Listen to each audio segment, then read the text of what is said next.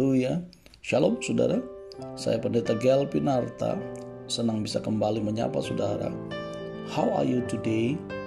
Tema kita hari ini adalah dosen Tiranus. Pembacaan kita dalam 1 Timotius pasal 1 ayat 12 sampai dengan ayat yang ke-17. Namun yang merupakan renungan dan nats kita baca di ayat yang ke-16. Demikian firman Tuhan. Tetapi justru karena itu aku dikasihi, agar dalam diriku ini sebagai orang yang paling berdosa, Yesus Kristus menunjukkan seluruh kesabarannya. Dengan demikian aku menjadi contoh bagi mereka yang kemudian percaya kepadanya dan mendapat hidup yang kekal. Bapak Ibu yang diberkati oleh Tuhan Yesus Kristus, kecerdasan seperti pedang bermata dua.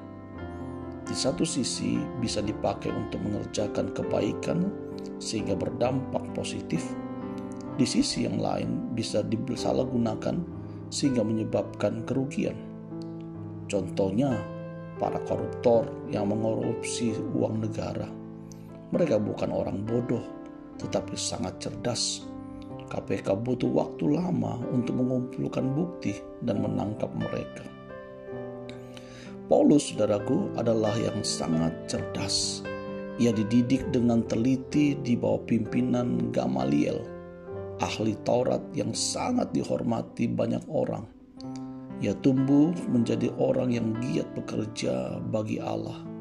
Sayangnya, kecerdasannya itu dipakai untuk menganiaya para pengikut Tuhan sampai mereka mati.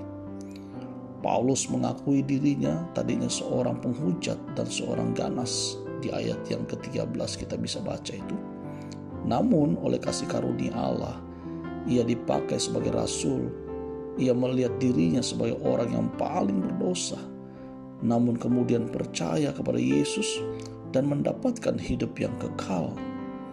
Paulus mengucap syukur atas kasih karunia Allah, sehingga dia memakai segala kecerdasannya untuk memberitakan Injil.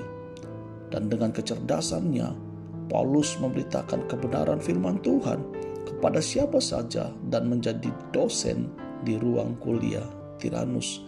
Kita bisa baca dalam Kisah Para Rasul pasal yang ke-19 ayat yang ke-9, saudaraku. Saudara yang dikasihi oleh Tuhan Yesus Kristus, kita memerlukan kecerdasan dalam hampir segala pekerjaan. Karena itu, kita mesti membagikannya, mengimbanginya dengan memiliki hati yang takut akan Tuhan. Semakin kita cerdas, hendaknya kita semakin takut akan Tuhan, sehingga mampu memilih mana yang patut dilakukan dan mana yang tidak patut.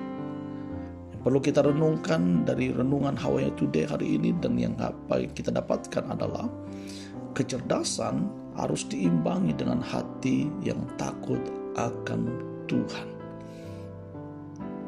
Jika Bapak Ibu Saudara diberkati dengan renungan How Are You Today hari ini, jangan lupa Saudara memberikan subscribe, komen, like, dan jangan lupa di-share supaya bisa memberkati keluarga, sahabat, kenalan saudara, dan juga demi pelayanan media ini untuk lebih baik lagi. Saya Pendeta Gel Pinarta. Tuhan Yesus memberkati kita. Amin.